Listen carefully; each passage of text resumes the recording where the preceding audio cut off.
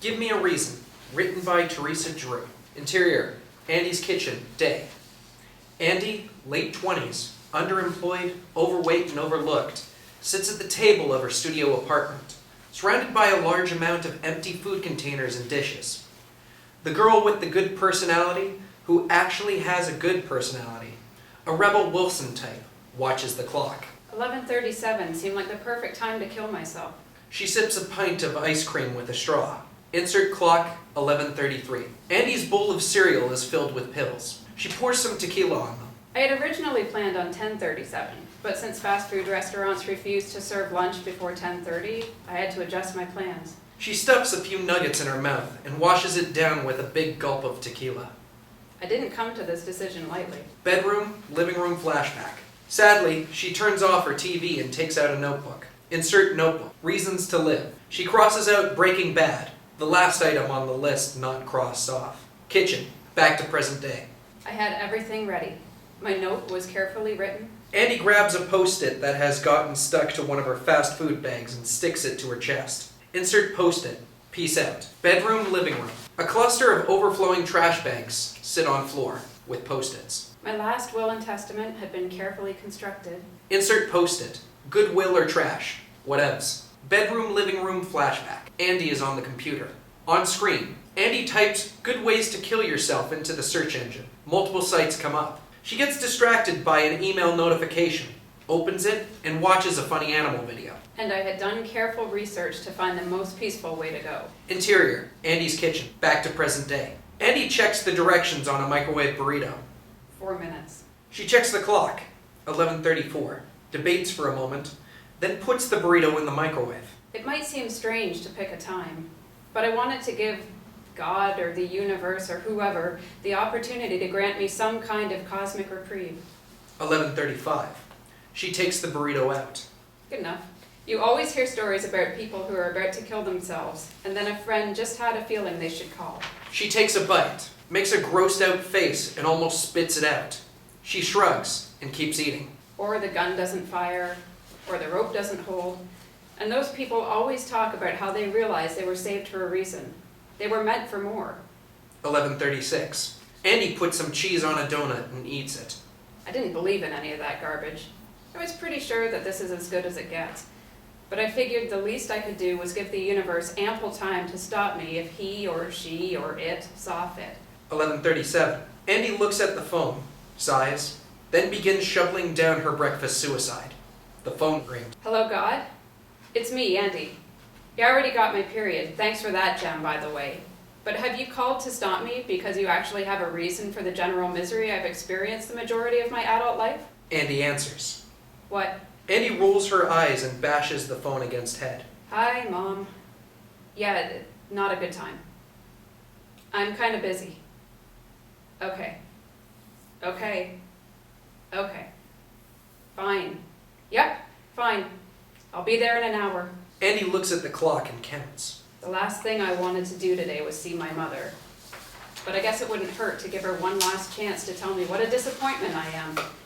I don't want her living with regrets.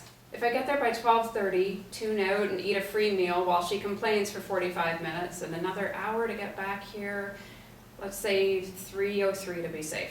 Insert calendar. Andy crosses out 11:37 suicide and writes in 3:03 suicide. Interior, fancy restaurant, day. The kind of fancy that doesn't allow genes and probably gets its meat from rich men who hunt humans. Andy sits with her mother, Jean-Marie, 58, stunning and thin, thinks Chanel is for poor people.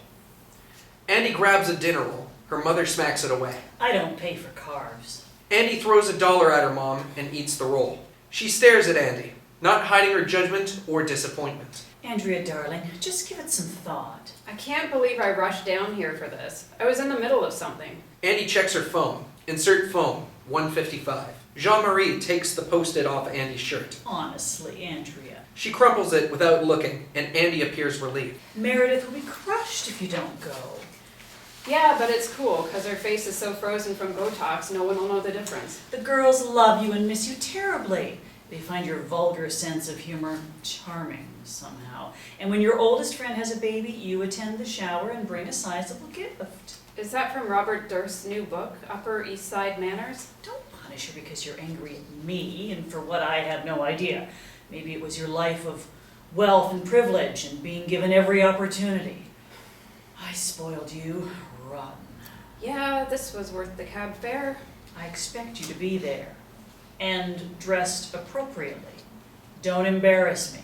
Ding, ding, ding, there it is. Andy signals the waiter. Can I get a box for this, please? The waiter leaves to get a box. Andy checks her phone again. Do you have somewhere to be? Can the call center you work at not figure out how to give a refund on the cheese of the month club or whatever disgusting thing you're peddling this week without you? I don't need a box. Andy takes the whole plate and goes to leave. Andy, wait. Good for you, Mom. You've reached your emotional abuse quota for the day. Andy gives Jean-Marie a big thumbs up. I know I shouldn't have cut you off financially the way I did. I don't need your money. I have real forks now, not just sporks, so I'm good. I want you to lead the life that someone with our name should be leading. Jean-Marie takes out her checkbook. I will give you $1,000 for every pound that you lose. If you reach your goal, as will be determined by the trainer and nutritionist I will also be paying for, I will reinstate your allowance and will do so every month you keep the weight off. Andy pauses for a moment, takes a bite out of a roll and walks off.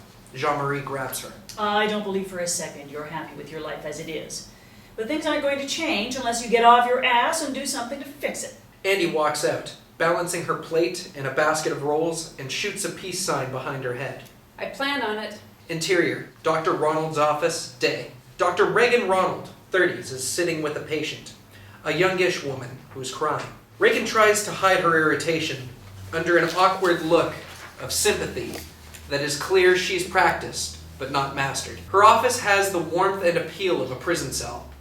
A cat hang in there picture is the only decoration. We just got a dog. Reagan glares at the cat, counting the seconds till her patient can pull it together. Let's discuss treatment. Black lab. He's too big. I don't know what we were thinking. We are going to start with aggressive dose of radiation. Reagan is filling out paperwork while the woman sobs.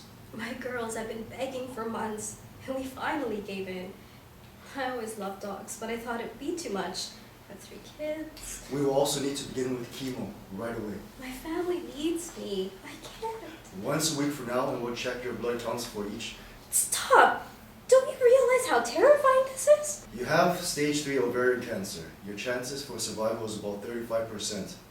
I raise those odds because I don't spend valuable time chit-chatting about the weather or your childhood or your lovely day at the work. Every moment we spend not treating you, the cancer is killing you. That attitude is what it's going to take for you to get to watch your children grow up. And your dog. She glances up at the cat picture again. And yes, I am extremely aware of how terrifying this is.